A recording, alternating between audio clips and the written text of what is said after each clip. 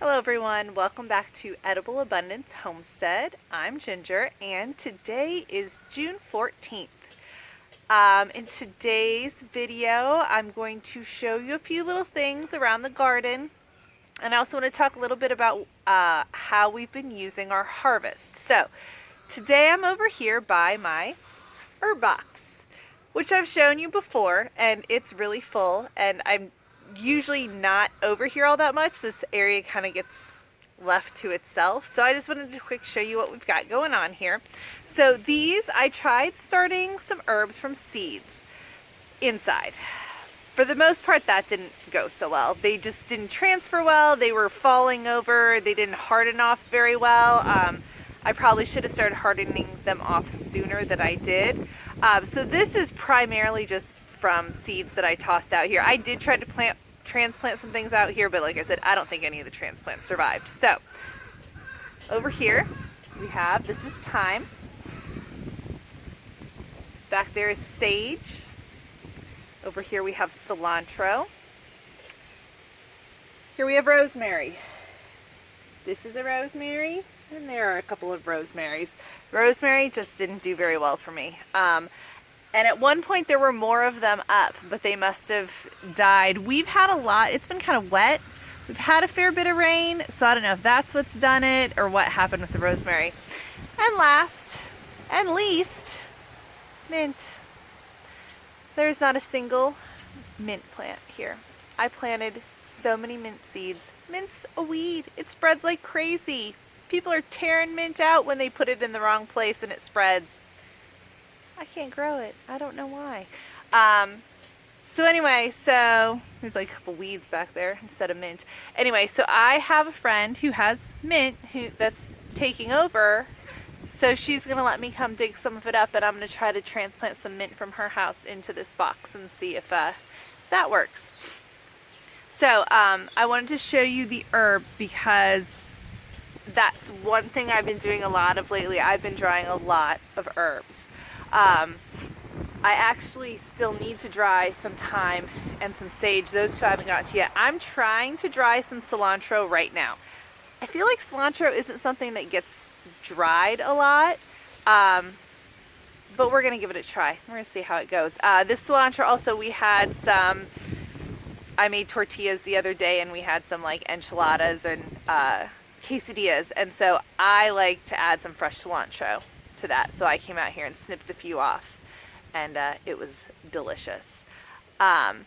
So up next, I will take you over to the main garden and show you my oregano patch, which is out of control, which is the other herb, one of the other herbs that I've been drying. So let's just slip over there.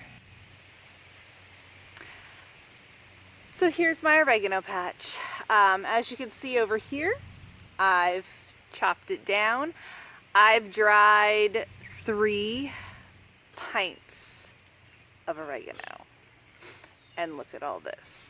And it's going to flower. It's flowering. It's going to seed. And I don't want it to spread any farther than it already has. I have oregano. Oregano pops up all over my garden. So I've been giving it away. This I'm just going to have to chop back and toss it to the chickens. In the past, I've tossed it in like a bucket of water and let it sit and infuse the water for the chickens because oregano is naturally antibiotic. So maybe I'll do that for a little bit, but I got to get, this needs to go. It needs to be cut back. So that I've been drying. I also cut back, I'm not going to go show you the parsley. I cut parsley yesterday and I dried that overnight last night. And it was probably a little short of a pint, but I don't use a ton of parsley. I use a lot of oregano because we cook, tomato sauces and stuff, pizza sauce, pasta sauce, that kind of thing. I use a lot of basil for the same reasons, which it's not quite, but some of my basil's getting close, but I'm too busy getting everything else dried first. But parsley is just here and there in like dishes that we just don't eat quite as often. So herbs. I also dried dill actually maybe a week ago. I chopped back some dill and dried some of it, and I had maybe a half pint of that. Again, it's not something I use a ton of, but I do want to try to dry enough that I don't have to buy herbs, you know, from the grocery store. Hopefully, that's the goal. So earlier this morning, we went over to my friend's greenhouse, and they're like done, you know, for their sales. And I came home with a bunch of extra plants to save.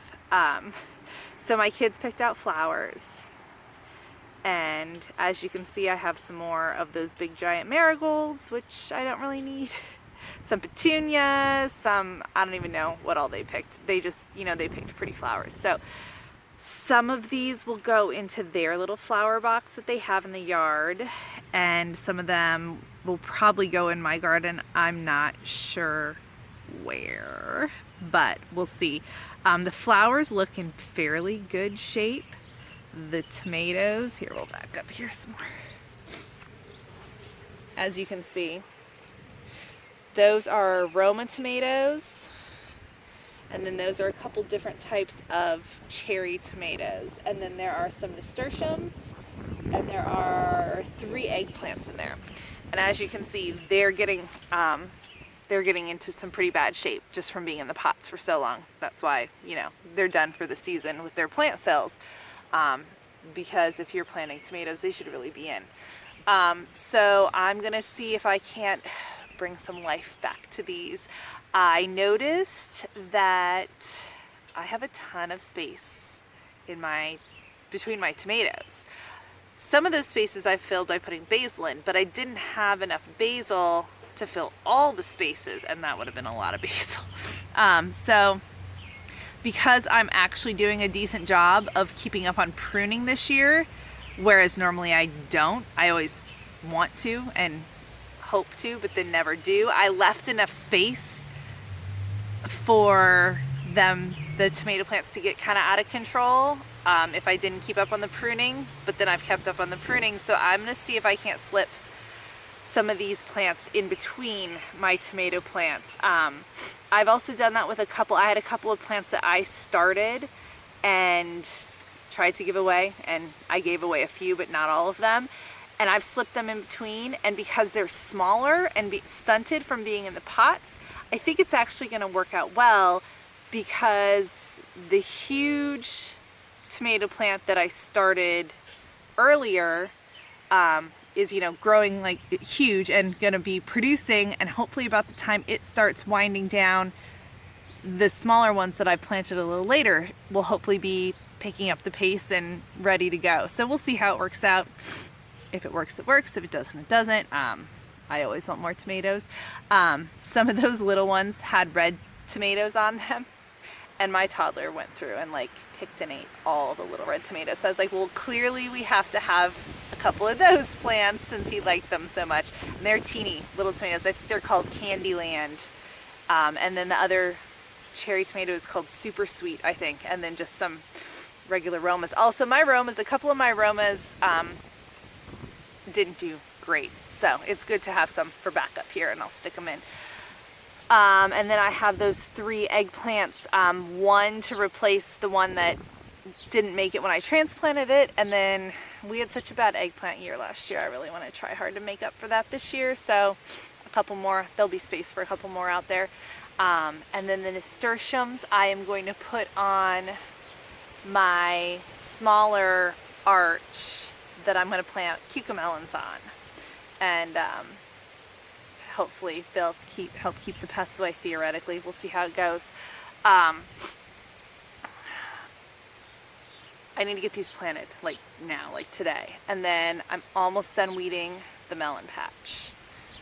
There's some baby melons on the plants. It's so exciting. There's a zucchini that's about ready to be picked. I'm seeing that I've got tomatoes that are so close. Like, they're still green, but they're like clearly all they need to do is turn. You know, they just need that turn, that color change, and then they're ready. And then I found one more really exciting thing yesterday, and so I'm going to take you over and I'm going to show you that.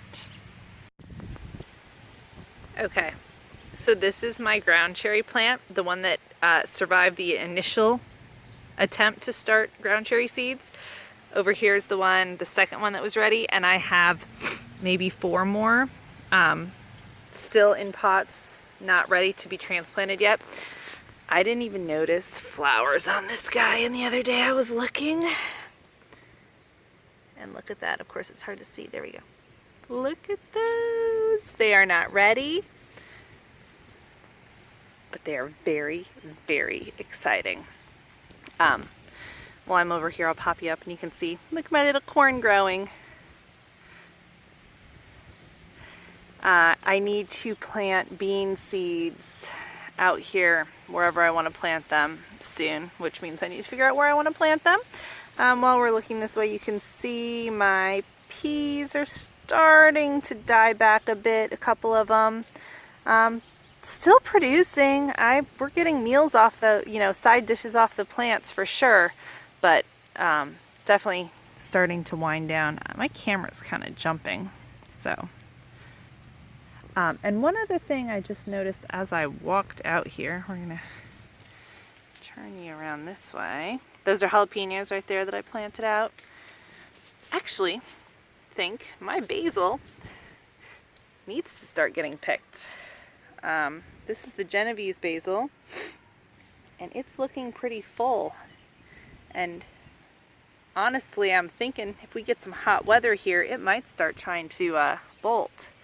So when I'm done with the current round in the dehydrator, this might come up soon. Actually, between this, the stage, and the time, I need to be having my dehydrator running pretty much constantly right now, I think.